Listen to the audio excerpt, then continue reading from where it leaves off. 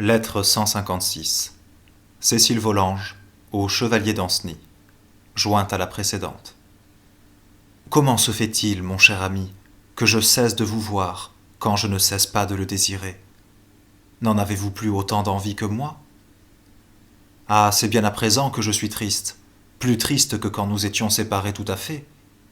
Le chagrin que j'éprouvais par les autres, c'est à présent de vous qu'il me vient, et cela fait bien plus mal. Depuis quelques jours, maman n'est jamais chez elle, vous le savez bien, et j'espérais que vous essayeriez de profiter de ce temps de liberté, mais vous ne songez seulement pas à moi. Je suis bien malheureuse. Vous me disiez tant que c'était moi qui aimais le moins. Je savais bien le contraire, et en voilà bien la preuve. Si vous étiez venu pour me voir, vous m'auriez vu, en effet. Car moi, je ne suis pas comme vous. Je ne songe qu'à ce qui peut nous réunir. Vous mériteriez bien que je ne vous dise rien de tout ce que j'ai fait pour ça, et qui m'a donné tant de peine. Mais je vous aime trop, et j'ai tant d'envie de vous voir que je ne peux m'empêcher de vous le dire. Et puis, je verrai bien après si vous m'aimez réellement. J'ai si bien fait que le portier est dans nos intérêts, et qu'il m'a promis que toutes les fois que vous viendriez, il vous laisserait toujours entrer comme s'il ne vous voyait pas. Et nous pouvons bien nous fier à lui, car c'est un bien honnête homme. Il ne s'agit donc plus que d'empêcher qu'on ne vous voie dans la maison, et ça c'est bien aisé, en n'y venant que le soir, et quand il n'y aura plus rien à craindre du tout. Par exemple, depuis que maman sort tous les jours, elle se couche tous les jours à 11 heures. Ainsi nous aurions bien du temps.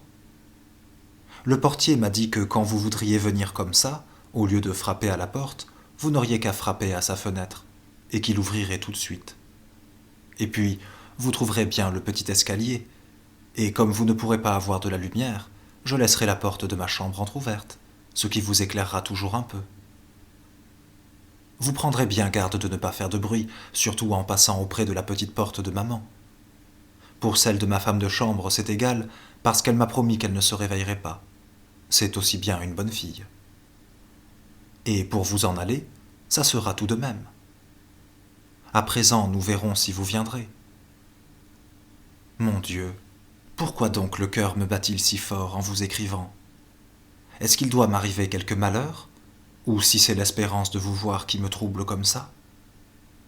Ce que je sens bien, c'est que je ne vous ai jamais tant aimé, et que jamais je n'ai tant désiré de vous le dire. Venez donc, mon ami, mon cher ami, que je puisse vous répéter 100 fois que je vous aime, que je vous adore, que je n'aimerai jamais que vous. J'ai trouvé moyen de faire dire à monsieur de Valmont que j'avais quelque chose à lui dire, et lui, comme il est bien bon ami, il viendra sûrement demain, et je le prierai de vous remettre ma lettre tout de suite. Ainsi je vous attendrai demain au soir, et vous viendrez sans faute, si vous ne voulez pas que votre Cécile soit bien malheureuse. Adieu, mon cher ami, je vous embrasse de tout mon cœur.